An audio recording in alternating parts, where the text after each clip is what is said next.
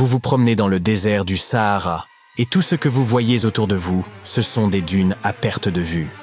Et puis, tout à coup, vous apercevez cette marque dans le sable. La chose la plus sage à faire est de fuir cet endroit aussi vite que possible. Car si vous plissez les yeux et que vous vous concentrez bien, vous vous rendrez compte qu'il s'agit d'une vipère à cornes qui attend son prochain repas, bien cachée dans le sable. Paradoxalement, la morsure de ce serpent n'a jamais entraîné de décès chez l'homme. Mais alors, pourquoi fuir? Découvrons-le.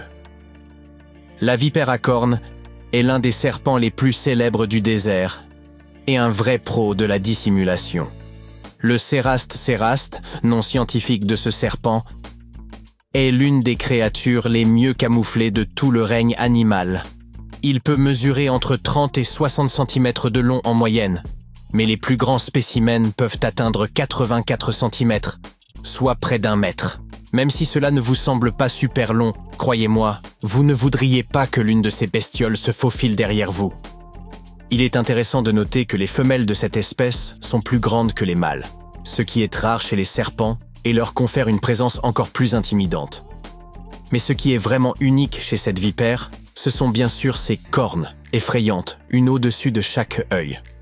Elles donnent à ce reptile une allure de dragon et le distinguent de la plupart des autres vipères du désert. Toutes les vipères du Sahara n'ont pas ces cornes.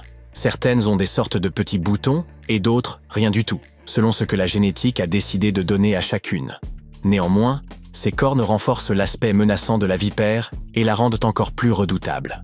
Mais ce ne sont pas seulement les cornes ou la taille qui rendent ces créatures si fascinantes. Les mâles et les femelles ont d'autres différences que leur taille. La tête et les yeux des mâles sont nettement plus grands que ceux des femelles. Et par rapport à leurs proches parents, le Cerastes gasperetti, ces vipères à cornes du Sahara ont une grosse tête et sont plus susceptibles d'arborer ces cornes effrayantes. Parlons maintenant de ce qui fait de la vipère à cornes un véritable maître de la survie, son étonnante capacité à se dissimuler dans le sable. La coloration de cette vipère correspond aux différentes teintes du Sahara, jaune, gris pâle, rosé, rougeâtre et brun clair. Son dos présente un motif complexe, avec des taches sombres semi-rectangulaires qui fusionnent parfois pour former des barres transversales. En même temps, le bas-ventre est blanc et la queue a souvent une extrémité noire. C'est une astuce. Certains animaux peuvent confondre cette caractéristique avec un dard de scorpion. Ce camouflage est la principale forme de défense de la vipère et son meilleur outil de chasse. Ce reptile ne se contente pas de se glisser rapidement hors de vue. Il s'enfouit dans le sable. Il peut agiter son corps sous le sable meuble du désert, ne laissant apparaître que ses yeux et ses narines. Imaginez une créature si habile à se cacher qu'elle n'a qu'à s'allonger pour disparaître presque complètement. Et alors gare à la souris, au lézard ou à l'homme qui passerait par là sans se douter de rien. Pendant la journée, la vipère s'abrite généralement sous des rochers et dans des terriers creusés par d'autres animaux. Parfois, elle se cache tout simplement à l'ombre des buissons. Pour une créature d'apparence si féroce, la vipère à cornes du Sahara est étonnamment calme. Elle ne gaspillera pas son venin si elle peut éviter la menace, préférant rester immobile ou se cacher. Mais lorsqu'elle se sent vraiment menacée, elle donne un avertissement vraiment spectaculaire. Elle frotte ses spires l'une contre l'autre, produisant un sifflement et un crépitement caractéristiques qui vous indiquent qu'elle est prête à frapper. Et si vous ignorez cet avertissement, la morsure de cette vipère est chargée d'un venin toxique qui peut être très dangereux. C'est pourquoi manipuler de tels serpents peut être une erreur fatale, comme l'ont découvert 2 malheureux amateurs en Europe. Nos 2 amis ont été mordus par des vipères à cornes en captivité et les morsures ont provoqué un gonflement extrême, des problèmes de coagulation sanguine et même une insuffisance rénale. Le venin contenu dans ces morsures contient des composés spéciaux qui perturbent la coagulation du sang, attaquent les reins et peuvent provoquer de graves hémorragies internes. Il existe un antivenin efficace, mais il est clair que la morsure de la vipère à cornes du Sahara n'est pas à prendre à la légère. Voici un autre fait étonnant à propos de ce reptile. Lorsqu'elle se déplace, la vipère à cornes du Sahara ne glisse pas de la manière habituelle. Au lieu de cela, elle utilise un style unique qu'on appelle déplacement latéral. L'animal soulève une boucle de son corps, la déplace vers l'avant et tire ensuite le reste derrière lui. Cette marche latérale permet au serpent de se déplacer sur le sable chaud, sans que son ventre ne touche le sol trop longtemps. Dans un endroit aussi brûlant que le Sahara, cette technique n'est pas seulement cool, elle est essentielle à sa survie. Si la vipère à cornes est la championne du camouflage en milieu désertique, elle a de sérieux concurrents dans d'autres paysages. Dans le monde entier, des serpents de toutes sortes ont perfectionné l'art de se fondre dans leur environnement pour attraper leur proie et éviter d'être eux-mêmes dévorés. C'est le cas du serpent brun, un serpent australien et l'un des plus venimeux au monde. Sa couleur lui permet de se dissimuler dans les rochers et le sol, ce qui le rend extrêmement difficile à repérer, jusqu'à ce que vous vous trouviez pratiquement face à lui. Une morsure de ce serpent peut être fatale en moins d'1 heure. Ou encore le mocassin à tête cuivrée, que l'on trouve dans les forêts états-uniennes. Les couleurs pâles et rosées de ce serpent se marient parfaitement avec les feuilles d'automne.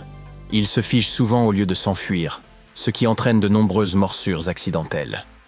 Son venin n'est généralement pas mortel, mais il est douloureux, et comme ce reptile se cache très bien, les rencontres sont fréquentes. La vipère de Peringuet d'Angola et de Namibie aime se cacher dans le sable comme la vipère à cornes du Sahara.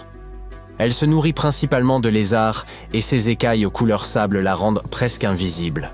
Heureusement, sa morsure n'est pas trop dangereuse pour l'homme. Regardez maintenant cette créature terrifiante. C'est le crotale des bois. Ce serpent vit dans les forêts luxuriantes des États-Unis et utilise ses couleurs pour se fondre dans la végétation forestière. Vous ne le verrez peut-être pas, mais si vous entendez son cliquetis, reculez de quelques pas, car son venin est puissant. Le Pacific Gopher Snake, que l'on trouve sur la côte ouest des États-Unis, peut mesurer jusqu'à 2 mètres de long. Ce qui est bien chez ce reptile, c'est qu'il n'est pas venimeux. Il se camoufle bien dans les forêts et dans les champs, mais il est inoffensif pour l'homme. Il suffit de ne pas l'effrayer, car sa morsure est quand même douloureuse. Dans les terrains rocheux de Californie et d'Oregon, vous rencontrerez peut-être le crotale de l'Ouest, qui aime se fondre dans les rochers bruns foncés et dorés. Sa sonnette est souvent le seul avertissement que vous recevrez de lui. Les serpents suivants ne sont pas particulièrement dangereux, mais ce sont des maîtres inégalés du camouflage. La couleuvre verte se cache parfaitement dans les feuilles et dans l'herbe, et elle est généralement invisible pour les promeneurs non avertis. La vipère péliade aime se cacher dans les feuilles et les arbustes. Quant à l'inoffensive couleuvre rayée, elle sait se fondre dans la terre et la basse végétation. N'oubliez pas que même si tous ces serpents ne sont pas venimeux, ils peuvent tout de même vous donner un coup de dent douloureux. Bien sûr, je ne peux pas ne pas mentionner l'énorme python réticulé. Même s'il peut atteindre plus de 6,5 mètres de long, ce serpent d'Asie du Sud est un expert lorsqu'il s'agit de se cacher dans les feuilles et dans l'ombre. C'est l'un des seuls serpents connus pour chasser occasionnellement l'homme. Soyez donc prudents sur son territoire. Dans la nature, les serpents comme la vipère à cornes du Sahara se camouflent pour chasser et éviter d'être chassés. Ils peuvent se cacher dans les feuilles, le sable ou les rochers, mais dans tous les cas, c'est toujours pour un but bien précis que l'évolution les a dotés de ce talent inégalé. La vipère du désert s'enterre pour rester au frais et attraper ses proies, tandis que les serpents des forêts se fondent dans la masse pour chasser en silence et éviter les humains. Pour eux, rester caché n'est pas seulement une question de survie, c'est un avantage considérable.